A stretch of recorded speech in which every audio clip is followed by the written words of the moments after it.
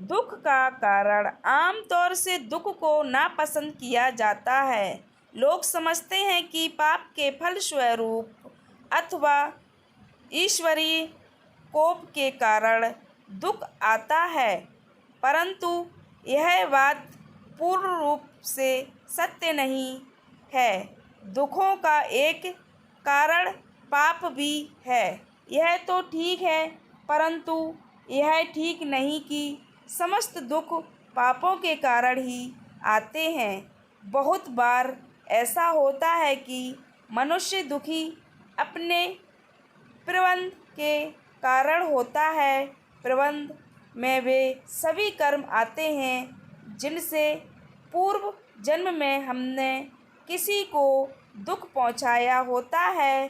दूसरा कारण क्रियामाण है। ये वे कारण हैं जिनका फल प्रायः साथ साथ या मनुष्य को इसी जन्म में भोगना पड़ता है।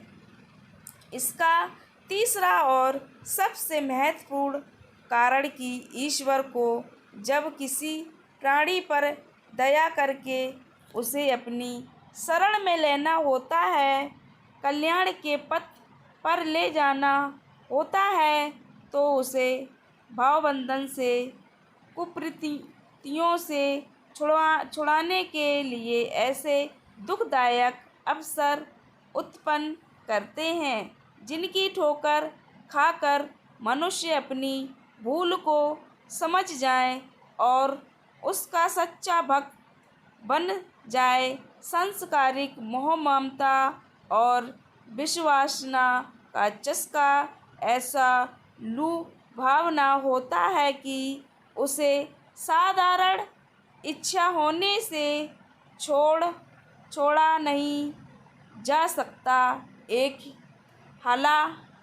हल्का सा विचार आता है कि जीवन जैसी वस्तु का उपयोग किसी श्रेष्ठ काम में करना चाहिए, परंतु दूसरे ही क्षण ऐसी लुभावनी परिस्थितियां सामने आ जाती हैं जिसके कारण वह विचार धूमिल पड़ जाता है और मनुष्य जहाँ का तहाँ आकर फिर से खड़ा हो जाता है। इस प्रकार के कीचड़ से निकलने के लिए भगवान अपने भक्त को झटका देते हैं। सोते हुए को जगाने के लिए बड़े जोर से झकझोरते हैं। यह झटका ही हमें दुख जैसा प्रतीत होता है।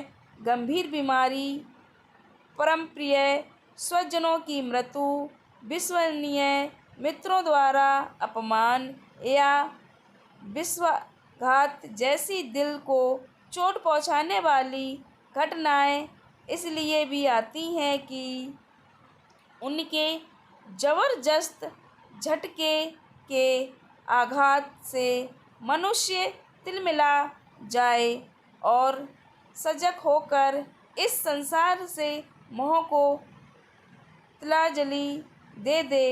भगवान अपने भक्तों को कष्ट देते ही इसलिए हैं जिससे वे यह समझ सकें कि कौन उनके सच्चे भक्त हैं।